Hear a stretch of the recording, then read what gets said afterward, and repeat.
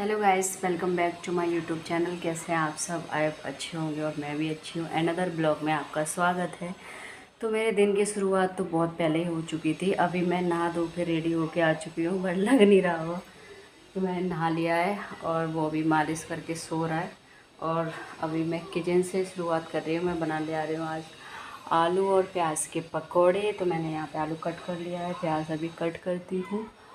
उसके बाद मेरे कपड़े धुल गए हैं, पहले मैं कपड़े डाल के आती हूँ। और गाइस, मेरा स्टैंड में थोड़ी प्रॉब्लम हो गई है, इसको पहले मैं सही कर लेती हूँ, फिर मिलती हूँ आप लोगों से। गाइस, जो आलस नाम की एक चीज़ होती है ना, वो हमारी ज़िंदगी को एकदम नरक बना देती है। मैं सच बना रही हूँ। लेकिन एक माँ और शादी होने के बाद एक लड़की कभी भी आलस उसके शरीर में आ नहीं सकता। मेरे हिसाब से तो यही है।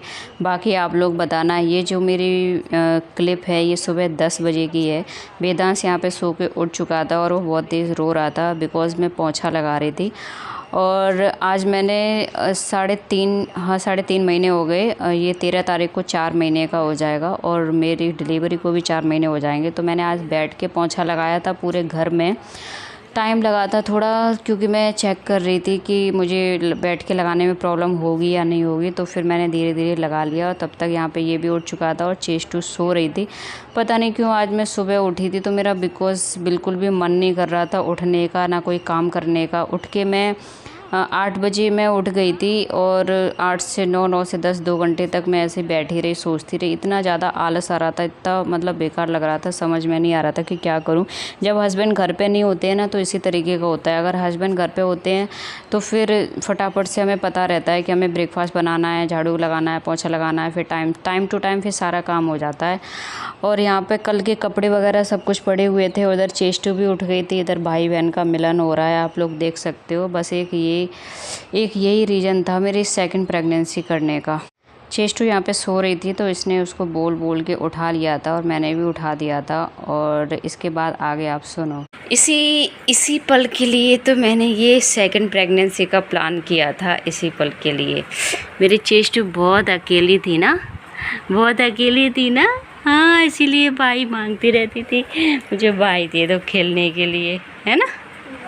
इसलिए बाला तो मैं हम बाल के साथ खेलती हूँ। हाँ। जो अपने खून के रिश्ते होते हैं ना, उनको हम शब्दों में बयान नहीं कर सकते। बिकॉज़ मैंने सोचा था कि वैसे मैं प्रेगनेंसी कि मैं दूसरा बच्चा नहीं करूँगी, लेकिन जो मैंने अपने ऊपर देखा है ना, वो मैं नहीं चाहती कि मेरी बेटी को भी सब कुछ सहन करना पड़े। इस वजह से मैंने फिर दूसरी प्रेगनेंसी प्लान किया और प्रभु ने मेरी सुन ली कि 2 बहन भाई दोनों हो गए। अब किसी भी रिश्ते की कमी नहीं है, बस ये सही सलामत बने रहें, इतनी कृपा है। तो चेस्टू का पेस्ट वगैरह ख़त्म हो गया था बोले। उसके बाद वेदांश यहाँ पे दोबारा सो के उठ चुका था और फिर मैंने उसकी मालिश वगैरह करी और चेस्टू को उठाया, उसको नहलाया। नहलाने के बाद चेस्टू इधर अपनी पूजा में लग गई हैं और इसके मालिश वगैरह करके ये इधर सो गया है। उसके बाद ये बेड इतना ज़्यादा मैसी हो रखा है, कल के सारे कपड़े वगैरह पड़े हैं, तो मैंने सोचा ये सब हटा के रख देती हूँ, क्योंकि जब वो सो जाता है उतना ही टाइम होता है मेरे पास। चाहे मैं खुद को टाइम दे दूँ या घर को टाइम दे दूँ या बच्चों को टाइम दे दूँ, तो मैं सबको ही देती हूँ। इधर चेस्टू ये बर्तन, पूजा के जो बर्तन है ना, वो साबुन से साफ़ कर रही थी, तो मैं उसको बता रही थी कि साबुन से नहीं करना है, उधर वो पीताम्बरी रखी है उससे साफ़ करना है। तो फिर उसने उसी से साफ़ किया। उसके बाद इधर मैंने बेड शीट वगैरह चेंज कर दी है और ये ड्राई शीट इस पे बिछा दी है, क्योंकि अभी बाबू छोटा है तो कभी सूसू वगैरह कर लेता है। इस वजह से मैंने ये कल धुल दी थी, धुलने के बाद फिर से बिछाई है। और आज मैं गाइस यही बेड शीट बिछा देती हूँ, क्योंकि मैंने ये कल ही बिछाई थी और मैं कोनों पे इस तरीके से चादर में गांठ लगा के फिर उसको बिछाती हूँ, तो बार बार वो निकलती नहीं है, अच्छे से बिछी रहती है। और यहाँ पे चेस्टू भगवान का भोग तैयार कर रही हैं आराम से, बनाना छील के और चाकू से कट करके। मैंने सोचा कि आज मैं प्रॉपर तरीके से आपको दिखाती हूँ कि चेस्टू किस तरीके से पूजा करती है। तो यहाँ पे वो बनाना चाकू से कट कर रही है, जैसे मैं करती हूँ ना, उसी तरीके से वो देखती है तो फिर वही करती है। बोलते हैं ना, बच्चे जो अपने घर में देखते हैं वही चीज़ सीखते हैं। जो हमारे घर में हो रहा होता है वही कल्चर बच्चे सीखते हैं, आप चाहे कितना भी कुछ भी कर लो। उसके बाद चेस्टू ने यहाँ पे भोग रख दिया है और पानी रख के यहाँ पे पूजा कर रही है। आगे जब आरती वगैरह करेगी तो मैं आपको दिखाऊंगी। वैसे वो वीडियो लेने नहीं देती है बिल्कुल भी। देशी कृष्ण गोविंद हरे मुरारी रे नारायण वासुदेव पिक मात सो नी सका मारी पिक मात सो नी सका मारी रे नारायण।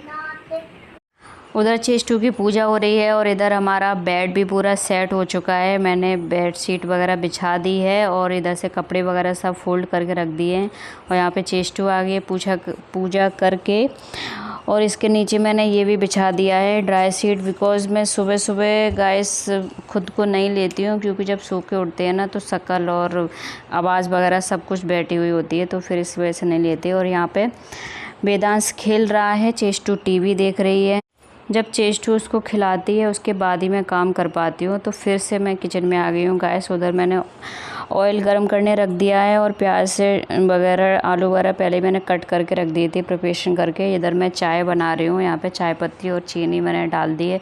मैं चाय बस नाम के लिए पीती हूँ, क्योंकि उसमें चाय पत्ती और चीनी बहुत ज़्यादा कम रहती है। तो इधर मैंने बेसन वगैरह डाल दिया है। मिर्च वो हरी मिर्च मैंने ले ली है, क्योंकि चेस्टू मिर्च नहीं खाती है, इस वजह से मैंने नमक और थोड़ा सा मसाला ऐड किया है, मिर्च बिल्कुल भी ऐड नहीं करी है।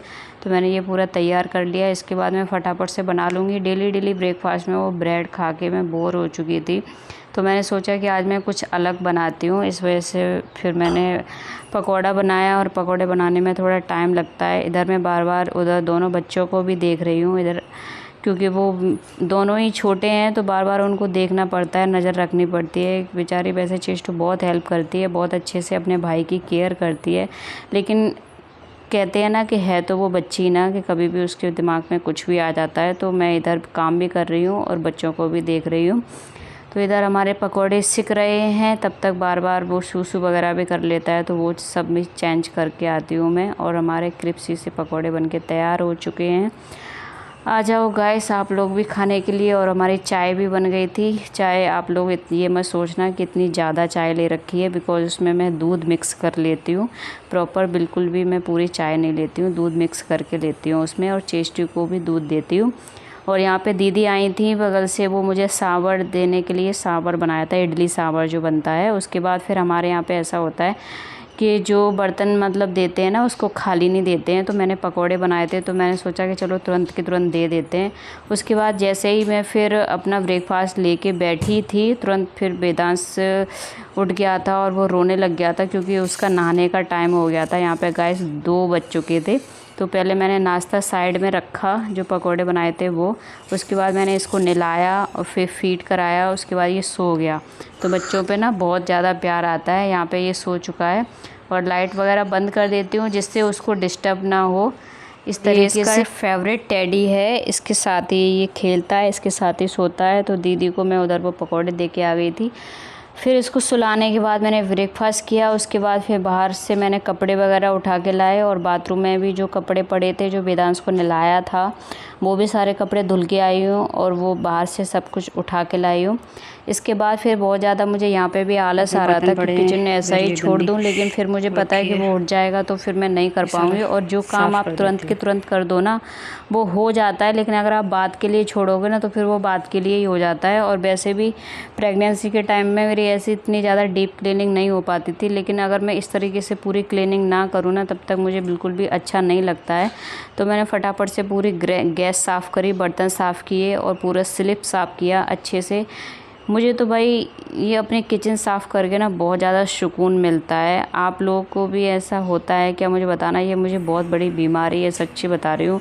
एक तो ऐसा होता है कि जो हम खुद काम करते हैं ना, अगर वो कोई दूसरा काम करे ना तो वो बिल्कुल भी पसंद नहीं आता। इसीलिए मैंने पूरी प्रेगनेंसी नौकरानी नहीं लगाई, इसी वजह से, क्योंकि वो लोग काम वगैरह अच्छे से नहीं करते हैं, बस ऐसे ही ऊपर से कर देते हैं। जैसा हम खुद कर सकते हैं वैसा वो लोग नहीं कर सकते। और यहाँ पर मेरा काम हो चुका है। उसके तुरंत बाद वेदांश उठ चुका है। फिर बहुत ज़्यादा थक चुके थे काम करके, गर्मी भी अभी हो रही है, तो मैंने सोचा कि चलो आइसक्रीम खा लेते हैं। कल मैं आइसक्रीम लेके आई थी, ये मैंने रखी थी। वेदांश को मैं देके गई थी दीदी को, उसके बाद मैं फ्रूट्स, सब्जी और आइसक्रीम वगैरह लेके आई थी। बहुत मुश्किल होता है गाइस दोनों बच्चों को एक साथ संभालना, और बिना किसी हेल्प के, बिना हस्बैंड के आसपास में देखना पड़ता है कि किसको दे के जाऊँ, किसको ना दे के जाऊँ। छोटे बच्चों को ऐसे हर किसी के पास छोड़ भी नहीं सकते, बट वो दीदी मेरे बच्चों को बहुत प्यार से रखती हैं और बहुत अच्छे से केयर करती हैं। तो एक माँ को पता चल जाता है कि मेरा बच्चा किसके पास सेफ़ है। गाइस, आज का ब्लॉग मैं यहीं पे एंड करती हूँ। आई होप आपको पसंद आया होगा। अगर ब्लॉग पसंद आए तो please like, share and subscribe. मिलते हैं कल एक और नए ब्लॉग में। तब तक के लिए अपना ख्याल रखें, मस्त रहें। Bye bye.